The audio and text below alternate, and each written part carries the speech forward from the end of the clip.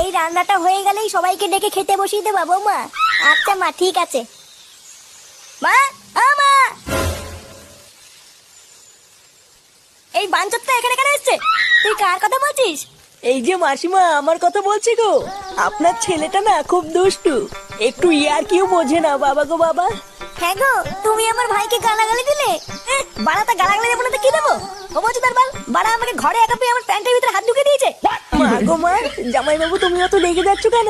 আমি তো তোমার শুধু একটু সাইজটা দেখছিলাম গো। সাইজ ছিল হোমচুদার বাল, বাড়ি গিয়ে বাবার সাইজ দেখবি যা। কি সব উল্টো পাল্টা কথা বলছিস তুই? যা বলেছি ঠিকই বলেছি। লেওরা আজকে প্যান্টের ভিতরে হাত ঢুকে দিচ্ছে, কালকে তো বলবে হালকা করে পুঙাও মেরে দাও। এই কি হয়েছে রে? এত চেঁচামেচি কিসের? দেখুন না মেশামশাই, মা গো মা, আপনার ছেলে একটু ইয়ার কিউ বোঝে না। ওটাই আর কি ছিল বাঞ্চদ? দেখেছেন তো কিভাবে বলছে। দেখো মা, আমি কিন্তু বলে দিচ্ছি, এই চুদির ভাই যদি বাড়িতে থাকে আমি কিন্তু বাড়ি থাকবো না, বলে দিলাম। চোরে বাচ্চা, তুই ঘর থেকে বেরিয়ে যা। আমরা কোনো কাজকর্মের বেলায় নেই, কোনো রোজগার পাতি নেই, আবার বড় বড় কথা।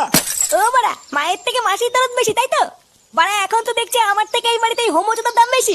লেওলা যেদিন এই হোমচুদারা তোমার ধুতির ভিতরে হাত ঢুকিয়ে নেয়ানারি করবে সেদিন বুঝবা বালের এই বাড়িতে আমার কোনো দামই নেই।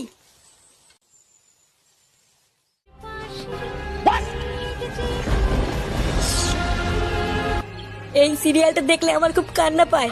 হ্যাঁ, এটা খুব দুঃখের সিরিয়াল। চুদির ভাইগুলো বেশ ভালোই আছিস, তাই না?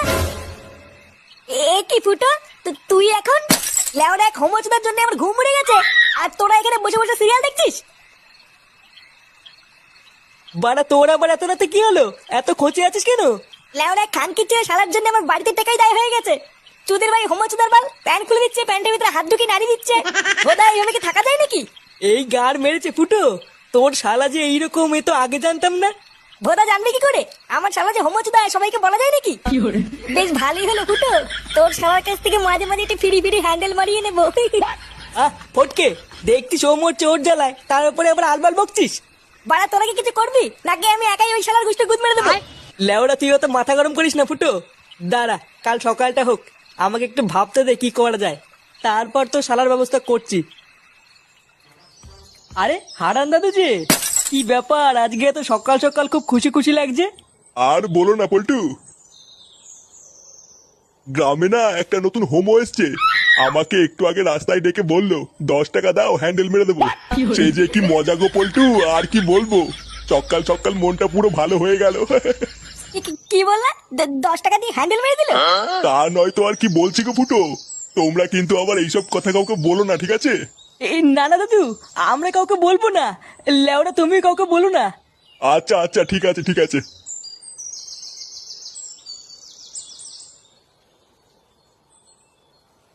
বাড়া কি বলে গেল? গ্রামে একটা নতুন হোমো এসছে, 10 টাকা দিয়ে হ্যান্ডেল মেরে দিল। পল্টুদা, এটা ফুটো শালার কাজ না তো? আমারও তো মারা তাই মনে হচ্ছে রে। ভাগ্যিস হারান দাদু জানে না ওটা ফুটো শালা, না হলে তো গ্রামে ফুটো সম্মানী টাকনি পড়ে যেত রে। বাড়া চুদির ভাই তলে তলে এই ব্যবসা করছে।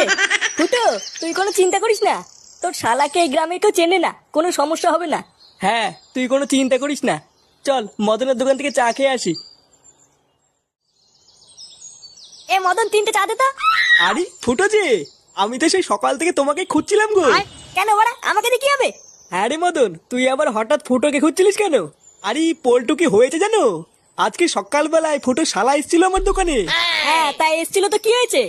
আর বলো না ল্যাংচা, সকালবেলায় ফুটো শালা আমার দোকানে এসে বলছে নাড়ালে 5 টাকা আর হ্যান্ডেল মারলে 10 টাকা। আমার বউটাও দুদিন ধরে বাপের বাড়ি গেছে, তাই এই সুযোগে ফুটো শালার কাছ থেকে 10 টাকা দিয়ে হালকা করে একটু হ্যান্ডেল মারিয়ে নিলাম। ফুটো, তোমার শালা যে কি সার্ভিস দিল! কি বলি কি বাড়া? আমার কোনো শালা টালা নেই বাড়া, আলবার লোক দিয়ে হ্যান্ডেল মারিয়ে আমার শালা বলে চালিয়ে দিবি নাকি? কি বলছো কি ফুটো? আমাকে যে বললো ও তোমার শালা হয়। বাড়া ওই খানকে ছেলে থেকে তাই বলেছে? হ্যাঁ গো ফুটো, তাই তো বললো। তোরে বাচ্চা হোমচুদা, পুরো গ্রামে আমার মাংস মানে গুষ্টি গুদ মেরে বেড়াচ্ছে। আজ হোমচুদার গার আমি ভাঙবই। চল তো বাড়া, আমার সাথে আমার বাড়ি চল।